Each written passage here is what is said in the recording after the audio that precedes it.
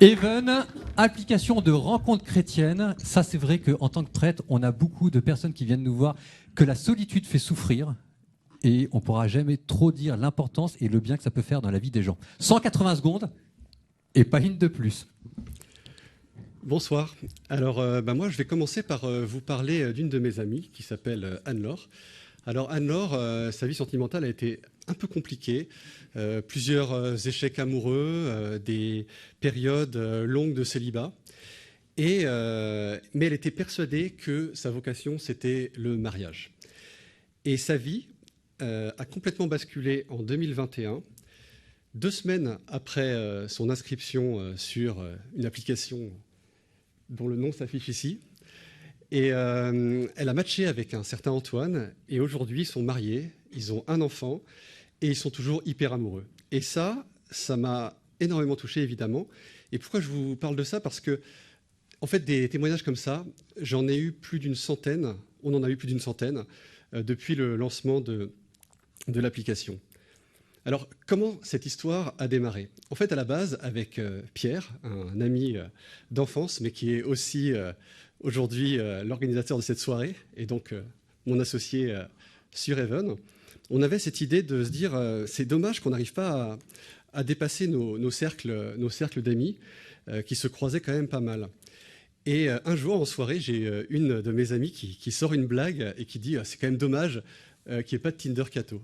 Alors, ça m'a fait réagir et je me suis dit mais c'est complètement antinomique comme truc. Mais en fait, je suis quasiment sûr que si on lance ça, ça marcherait. Et alors, on a travaillé comme des malades pendant 4 ans. On a rencontré notre 3e associé, Guillaume, le développeur. Et on a sorti l'application en septembre 2020.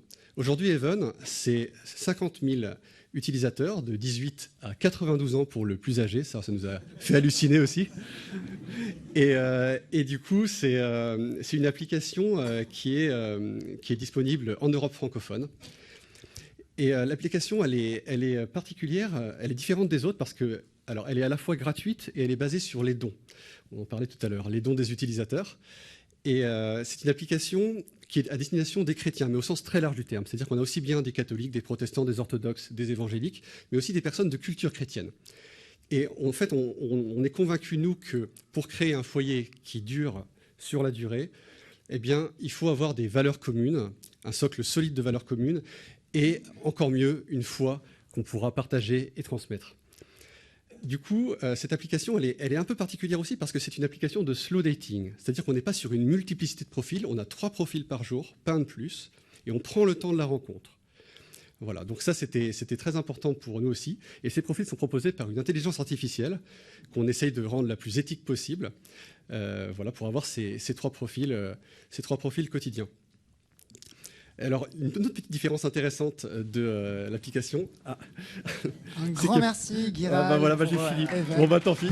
Donc, le reste est à suivre dans l'application. Perso, je vais inscrire tous mes potes dessus.